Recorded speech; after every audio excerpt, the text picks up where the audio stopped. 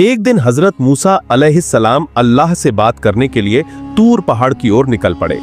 काफी समय चलने के बाद आखिरकार वो तूर पहाड़ पर पहुंचे। फिर अल्लाह रब्बुल आलमीन ने गैबी आवाज के जरिए हजरत मूसा अलैहिस्सलाम से बात करना शुरू किया। हजरत मूसा अलैहिस्सलाम ने अल्लाह रब्बुल आलमीन से पूछा, हे अल्लाह, मैं जानना चाहता हूं कि जन्नत में मेरे साथ कौन रहेगा। तब अल्लाह रब्बुल आलमीन ने कहा, हे मूसा, इस बनी इसराइल में एक कसाई है, वो तुम्हारे साथ जन्नत में रहेगा और वो तुम्हारा जन्नती साथी होगा।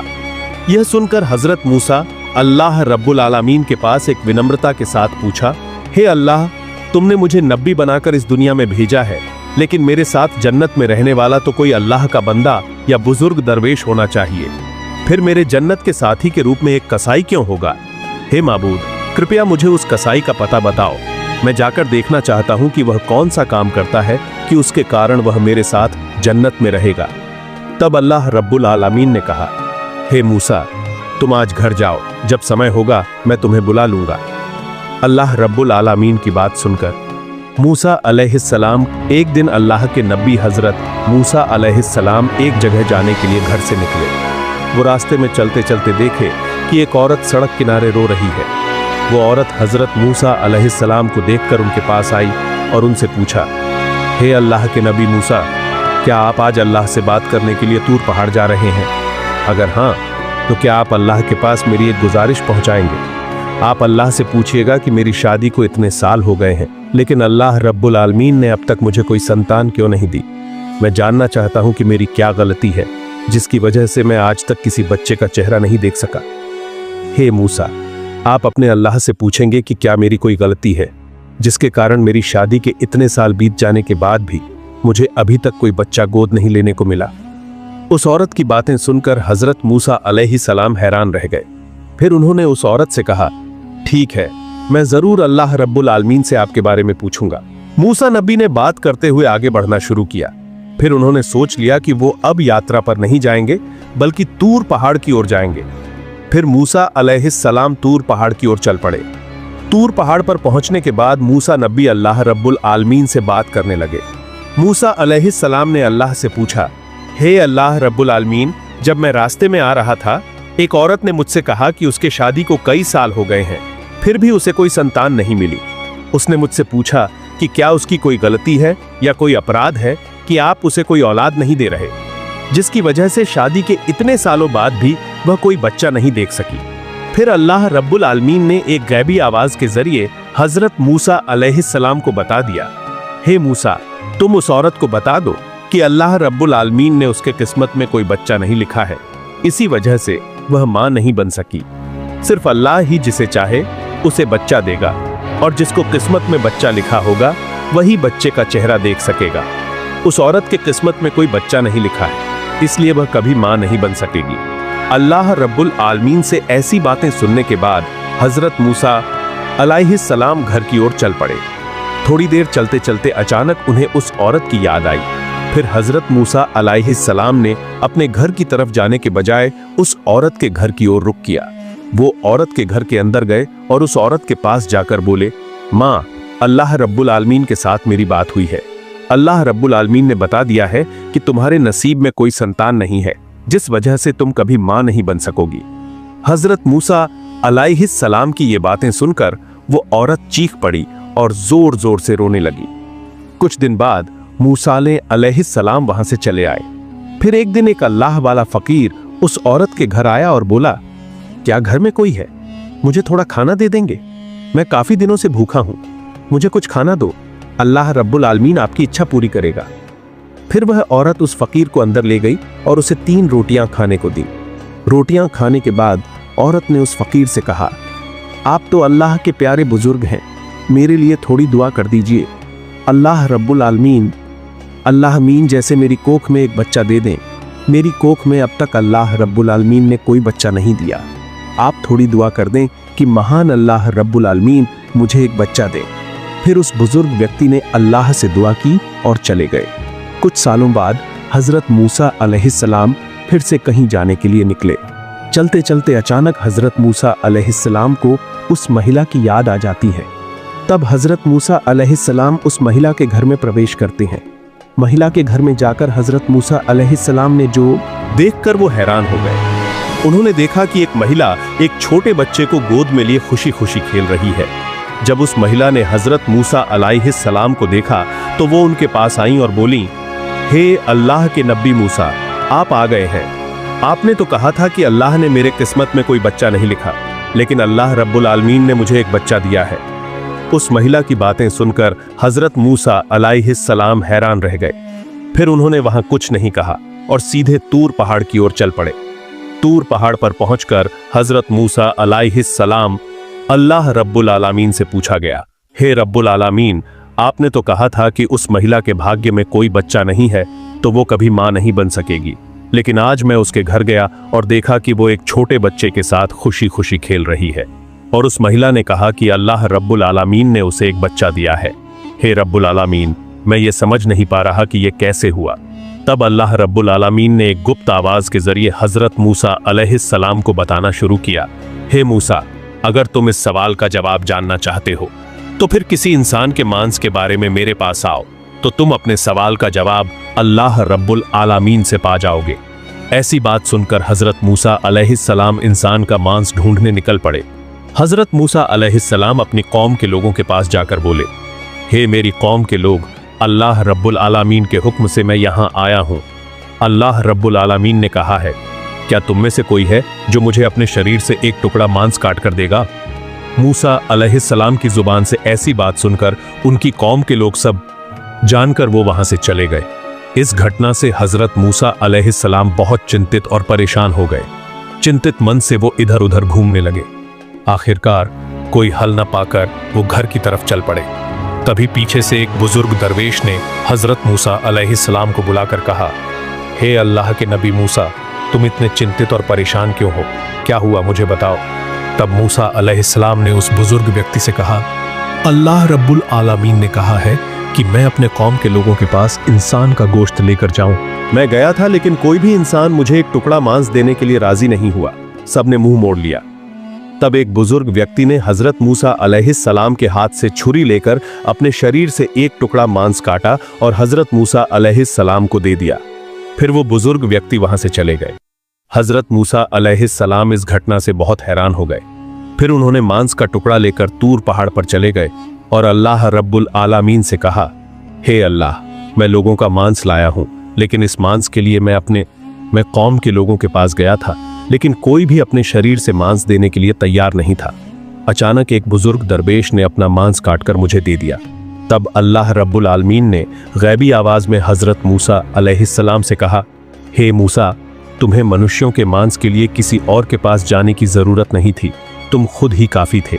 इसी बीच तुम अपने सवाल का जवाब भी पा चुके हो। और वह बुजुर्ग दरवेश, जैसे ही मैंने अल्लाह का नाम सुना, उसने अपना मांस काटकर तुम्हें दे दिया। उसकी दुआ और बरकत के फलस्वरूप मैंने यह किया। महिला के गर्भ में मैंने संतान दी है। हे मूसा, जान लो कि यह बंदा मेरे लिए पागल है और मैं अल्लाह के नाम पर जो कुछ भी हासिल करता हूँ और मुझे खुश करने के लिए हर चीज मानता हूँ।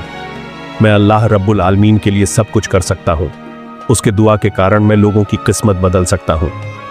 हजरत मूसा अलैहिस्सलाम ने अल्लाह से इस सवाल का जवाब पाकर सीधे घर लौट गए। इस तरह कुछ दिन बीत गए। एक दिन हजरत मूसा अलैहिस्सलाम को अचानक याद आया कि अल्लाह रब्बुल आलमीन ने कहा था कि एक कसाई उसके जन्नत में साथी होगा। तब हजरत मूसा अलैहिस्सलाम उस सवाल का जवाब पाने के लिए हजरत मूसा अलैहिस्सलाम तूर पहाड़ की तरफ रवाना हुए। तूर पहाड़ पर पहुंचकर अल्लाह रब्बुल आलमीन से कहा, हे अल्लाह रब्बुल आलमीन, आपने कहा था कि इस बनी इस्राएल के एक कसाई का जन्नत में जाना तय है। कृपया मुझे उस कसाई का पता बताएं। मैं जानना चाहता हूं कि उसने कौन सा ऐसा काम किया है कि वो मेरे साथ जन्नत में जाएगा। फिर अल्लाह रब्बुल आलमीन ने एक गैबी आवाज के जरिए हजरत अलैहिस्सलाम को उस कसाई का पता दे दिया। इसके बाद मूसा अलैहिस्सलाम दूर पहाड़ से सीधे उस कसाई की दुकान पर आए। दूर खड़े होकर हजरत मूसा अलैहिस्सलाम ने कसाई की दुकान पर देखा कि कसाई बैठकर मांस काट रहा है और अच्छे मांस के टुकड़े अलग एक बर्तन में रख रहा है। इसके अलावा उसे कसाई के काम में और कुछ नहीं दिख रहा। कुछ देर बाद कसाई दुकान बंद करके उस अच्छे मांस के बर्तन के साथ घर की ओर चल पड़ा। हजरत मूसा अलैहिस्सलाम ने कसाई के पीछे पीछे चलना शुरू किया। थोड़ी देर बाद कसाई अपने घर पहुंचा। हजरत मूसा अलैहिस्सलाम ने उस दिन कसाई के घर का ध्यान रखा और चले गए। अगले दिन हजरत मूसा अलैहिस्सलाम कसाई के घर आए, दरवाजे पर दस्तक दी और पूछा, क्या घर में कोई है? घर के अंदर से कोई आवाज नहीं आई तो मूसा अलैहिस्सलाम ने सोचा कि शायद इस घर में और कोई नहीं रह रहा।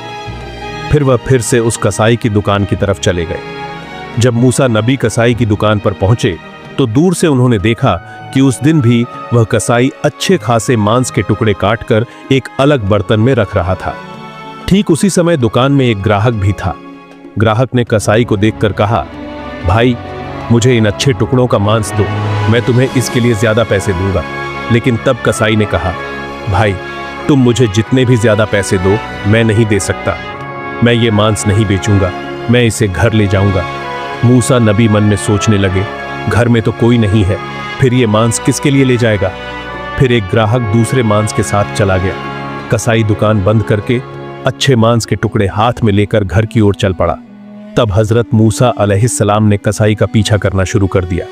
मूसा अलैहिस्सलाम ने देखा कि जब कसाई घर आया तो उसने दरवाजा खोला और अंदर चला गया। थोड़ी देर बाद मूसा अलैहिस्सलाम दरवाजे के पास जाकर बोले, घर में कोई है क्या? मैं एक मुसाफिर हूं और आज की रात मुझे यहां बितानी है। तभी घर से कसाई आया और बोला, मैं आपको ठीक से पहचान नहीं पाया। तब मूसा अलैहिस्सलाम ने कहा, भाई मैं एक मुसाफिर हूं, मुझे आज रात यहां रहना है और कल सुबह चला जाऊंगा, मुझे थोड़ी शरण दीजिए। कसाई ने कहा, ठीक है भाई, आप मेरे घर आ जाइए। जब वह अंदर आया तो कसाई ने मूसा अलैहिस्सलाम से कहा, भाई आप थोड़ा बैठिए, मैं पास के कमरे से थोड़ी देर में आता हूं। कुछ देर बाद मूसा ने देखा कि कसाई पास के कमरे में जाकर एक चूल्हा जला रहा है और अपने आप ही उस मांस के टुकड़ों को चूल्हे पर रख रहा है। उसने देखा कि कसाई खाना बना रहा था। उसने देखा कि कसाई खाना बनाने के बाद एक बूढ़ी औरत को गोद में उठाकर बैठा दिया और जैसे एक बच्चा अपनी मां से खाना खाता है वैसे ही उसे मांस के टुकड़े मुंह में डालकर खिला रहा था। कुछ समय बाद कसाई रोटी और मांस लेकर मूसा अलैहिस्सलाम के पास आया और बोला, भाई आप ये रोटी और मांस खा लो, मेरे पास एक खास काम है, इसलिए आपको खाना देने में देर हो गई। तब मूसा अलैहिस्सलाम ने कसाई से कहा, भाई मैं बाद में खाऊंगा, पहले आप मेरे एक सवाल का जवाब दीजिए कि आपने उस बूढ़ी औरत को गोद में क्यों उठाया? बुजुर्ग महिला को बैठाकर खाने के लिए जब कसाई ने जवाब दिया, भाई ये बुजुर्ग महिला मेरी दुखियारी माँ है, इस दुनिया में मेरी माँ के अलावा मेरा और कोई नहीं है और मेरे बिना मेरी माँ का भी कोई नहीं है, ये कहकर कसाई चला गया। कुछ समय बाद हजरत मूसा अलैहिस्सलाम ने देखा कि वो बुजुर्ग माँ कमरे के अंदर बैठकर अल्लाह रब्बुल आलमीन के दरबार में दोनों हाथ उठाकर दुआ कर रही हैं। हे रब्बुल आलमीन, इस दुनिया में मेरे बेटे के अलावा मेरा और कोई नहीं है माबूद। मेरे बेटे ने हर दिन दुकान से अच्छे मांस के टुकड़े लाकर मेरे लिए पकाने के लिए मम्मी को दिए हैं। माँ के मुंह से ये सुनकर, हे अल्लाह, मैं अपने बच्चे से खुश हूँ और तुम भी मेरे बच्चे से खुश रहो। हे माबूद, मैं माँ होकर तुम्हारे दरबार में हाथ उठाती हूँ, इस बिनी इसराइल के सबसे बड़े पैगंबर हजरत मूसा अलैहिस्सलाम के साथ तुम मेरे बेटे को जन्नत नसीब करो। ये दृश्य देखकर हजरत मूसा अलैहिस्सलाम बहुत हैरान हो गए। फिर अगले दिन उन्होंने तूर पहाड़ की तरफ रवाना हो गए। तूर पहाड़ पर पहुंचकर अल्लाह रब्बुल आलमीन से कहा, हे रब्बुल आलमीन, मैंने किसी कसाई का ऐसा कोई अमल नहीं देखा, लेकिन एक अमल देखा और वो ये है, बहुत ही माँ के भक्त हैं, वो अपनी माँ का बहुत सम्मान और श्रद्धा करते हैं, वो अपनी वृद्ध माँ की बहुत सेवा करते हैं, वो अपनी माँ को गोद में उठाकर बैठाते हैं और रोज खुद खाना बनाकर उन्हें मांस खिलाते हैं। जब अल्लाह ने मूसा अलैहिस्सलाम को बताया कि हे मूसा, यह वृद्ध माँ अपने बेटे से खुश है, उसका बेटा अपनी माँ का बहुत सम्मान और प्यार करता है और उसकी सेवा करता है, और यह वृद्ध माँ अपने बेटे के लिए खुश होकर मैं अल्लाह के दरबार में रोज 2 हाथ उठाकर दुआ करती है और कहती है, हे माबूद, मेरे बेटे को तुम मूसा, हे मूसा, नबियों के साथ जन्नत में रहने का इंतजाम कर दो। मैं दुनिया की हर चीज लौटा सकता हूँ, लेकिन माँ की दुआ कभी नहीं लौटा सकता, इसलिए मैंने उस वृद्ध माँ की दुआ कबूल कर ली है, इसी वजह से वो कसाई आदमी जन्नत में तुम्हारे साथ रहेगा। फिर समय बीतता गया। इस बीच हजरत मूसा अलैहिस्सलाम ने अल्लाह के सब आदेशों को जिम्मेदारी से निभाया। अब उनका आराम करने का समय आ गया है। इसके अलावा हजरत मूसा अलैहिस्सलाम की उम्र भी काफी हो गई है, वो अतीत की सारी बातें सोच रहे हैं। तभी अचानक एक दिन हजरत आजराइल अलैहिस्सलाम आए। मूसा अलैहिस्सलाम अपने घर के सामने खड़े हो गए। आजराइल को देखकर हजरत मूसा अलैहिस्सलाम ने कहा, हे आजराइल, क्या तुम मेरी जान लेने आए हो? तब आजराइल अलैहिस्सलाम ने कहा, हाँ, मैं अल्लाह के हुक्म से आपकी जान लेने आया हूं। फिर मूसा अलैहिस्सलाम ने कहा, क्या तुम मेरी उस जुबान से जान लोगे जिसके जरिए मैंने अल्लाह रब्बुल आलमीन से बात की है? तब हजरत आजराइल अलैहिस्सलाम ने कहा, तो मैं आपकी आंखों से जान लूंगा। मूसा अलैहिस्सलाम ने पूछा, किस आंख से जान लोगे? वही आंख जिससे मैंने अल्लाह की रोशनी का दीदार किया है। उस वक्त हजरत आजराइल अलैहिस्सलाम ने कहा, तो मैं आपकी नाक से जान निकाल लूंगा। तब हजरत मूसा अलैहिस्सलाम ने कहा, मैंने तो इस नाक से अल्लाह रब्बुल आलमीन की खुशबू महसूस की है। हजरत आजराइल अलैहिस्सलाम ने कहा, मुझे आपकी इतनी बातें सुननी नहीं है, मैं जिस तरफ चाहूंगा उस तरफ से आपकी जान निकाल लूंगा। हजरत मूसा अलैहिस्सलाम ने आजराइल की ये बातें सुनकर बहुत गुस्सा हो गए और जोर से उन्हें एक थप्पड़ लगा दिया।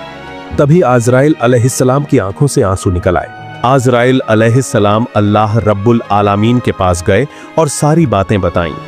अल्लाह रब्बुल आलमीन ने तुरंत कहा, हे आजराइल, मेरे नबियों में मूसा का थोड़ा गुस्सा है और उसका राग भी ज्यादा है। तुम्हें अब मूसा नबी के पास नहीं जाना है, मैं खुद मूसा के मामले को देखूंगा। कुछ दिनों बाद अल्लाह रब्बुल आलमीन ने एक वाही के जरिए हजरत मूसा अलैहिस्सलाम को बता दिया, हे मूसा, अगर तुम मेरे पास एक मेढ़े के बालों की संख्या के बराबर जिंदगी की दुआ मांगोगे तो मैं हे अल्लाह, तू मुझे जितनी जिंदगी देना चाहता है मैं इस दुनिया में उतनी ही देर रहूंगा। लेकिन अल्लाह, मुझे एक दिन तो मौत का सामना करना ही पड़ेगा, फिर इतनी मेहनत करके इस दुनिया में रहने का क्या फायदा? मैं इस दुनिया में और नहीं रहना चाहता, मैं तेरा नजदीक होना चाहता हूं, मैं जल्दी से तेरा दीदार करना चाहता हूं। हे रब्बुल आलमीन, तू मेरी तयशुदा जिंदगी के बाद मुझे अपनी करीबी में बुला ले, मुझे ले चलो हे रब्बुल आलमीन। मेरे लिए तुम्हारे पास मेरी मौत से पहले आखिरी एक गुजारिश है कि मुझे एक बार फिर से तूर पहाड़ पर ले जाकर तुम्हारे साथ बातचीत करने का मौका दो। अल्लाह रब्बुल आलमीन ने फिर हजरत मूसा अलैहिस्सलाम को तूर पहाड़ पर जाने की इजाजत दी। फिर हजरत मूसा अलैहिस्सलाम तूर पहाड़ पर आए और अल्लाह रब्बुल आलमीन की नूर की ताजल्ली दिखाई। इसके बाद हजरत मूसा अलैहिस्सलाम अल्लाह के दरबार में प्रार्थना करते हुए बोले, हे अल्लाह, मेरी कौम पर आप गजब न नाजिल करें, उन्हें अपने साए में आश्रय दें, उन्हें आप रोजी रोटी का इंतजाम कर दें और उन्हें भूखे मरने न दें। फिर अल्लाह रब्बुल आलमीन ने हजरत मूसा अलैहिस्सलाम की दुआ के जवाब में बताया, हे मूसा, मैं अल्लाह रब्बुल आलमीन ईमानदारों, नाफरमानों और काफिरों सहित सभी इंसानों का पालन करता हूँ। मैं कभी भी किसी को भूखा नहीं रखता, चाहे वे कहीं भी हों, मैं वहीं उनका खाना पहुँचा देता हूँ। फिर अल्लाह रब्बुल आलमीन ने मूसा अलैहिस्सलाम से कहा, हे मूसा, तुम अपनी लाठी से पहाड़ पर वार करो। फिर हजरत मूसा अलैहिस्सलाम ने जैसे ही पहाड़ पर वार किया, पहाड़ के पास एक नदी बह रही थी। फिर अल्लाह रब्बुल आलमीन ने हजरत मूसा अलैहिस्सलाम से कहा, हे मूसा, तुम नदी पर वार करो। हजरत मूसा अलैहिस्सलाम ने जब फिर से नदी पर वार किया तो नदी के ऊपर एक पत्थर तैर रहा था। फिर अल्लाह रब्बुल आलमीन ने हजरत मूसा अलैहिस्सलाम से कहा, हे मूसा, तुम पत्थर पर वार करो। जैसे ही हजरत मूसा अलैहिस्सलाम ने पत्थर पर वार किया, उन्होंने देखा कि पत्थर फट गया और उसमें से एक फव्वारा निकल आया जिसमें एक कच्चा घास था। यह दृश्य देखकर हजरत मूसा अलैहिस्सलाम सजदा में गिर पड़े। कुछ समय बाद हजरत मूसा अलैहिस्सलाम सजदे से उठकर अल्लाह रब्बुल आलमीन को सलाम देने के बाद दूर पहाड़ से बाहर आए। जब वह आगे बढ़ने लगे तो उन्होंने देखा कि सड़क के किनारे कुछ लोग मिलकर एक कब्र की तलाश कर रहे हैं। तब मूसा अलैहिस्सलाम उनके पास जाकर पूछते हैं, हे भाइयों, तुम इस सुनसान जगह में किसकी कब्र खोज रहे हो? उनमें से एक ने जवाब दिया, हे अल्लाह के नबी मूसा, हम आपके जैसे एक महान व्यक्ति की कब्र खोज रहे हैं, आप भी इस सवाब के काम में हमारे साथ शामिल हो सकते हैं। तब उनके शब्दों पर हजरत मूसा अलैहिस्सलाम उन्हें कब्र खोदने में मदद की। फिर उनमें से एक ने नबी मूसा से कहा, हे अल्लाह के नबी मूसा, जिस शख्स के लिए हम कब्र खोद रहे हैं वह भी आपके समान है, आप एक बार कब्र में लेटकर माप तो देख सकते हैं। नबी मूसा अलैहिस्सलाम कब्र में लेट गए और फिर अल्लाह रब्बुल आलमीन से दुआ की, हे अल्लाह, यह जगह कितनी शांत और खामोश है, इसे मेरे लिए कबूल कर लो। तुरंत ही नबी मूसा की दुआ कबूल हो गई। तब एक फरिश्ता आया और नबी मूसा अलैहिस्सलाम को एक सेब खाने के लिए दिया। मूसा अलैहिस्सलाम ने बिस्मिल्लाह कहकर वो सेब खाना शुरू किया और उसी वक्त हजरत मूसा अलैहिस्सलाम की जान निकल गई। फिर वो इंसान की शक्ल में फरिश्ते हजरत मूसा अलैहिस्सलाम को कब्र से उठाकर नहला दिया, जनाजा पढ़ा और फिर से उन्हें उसी कब्र में दफन कर दिया।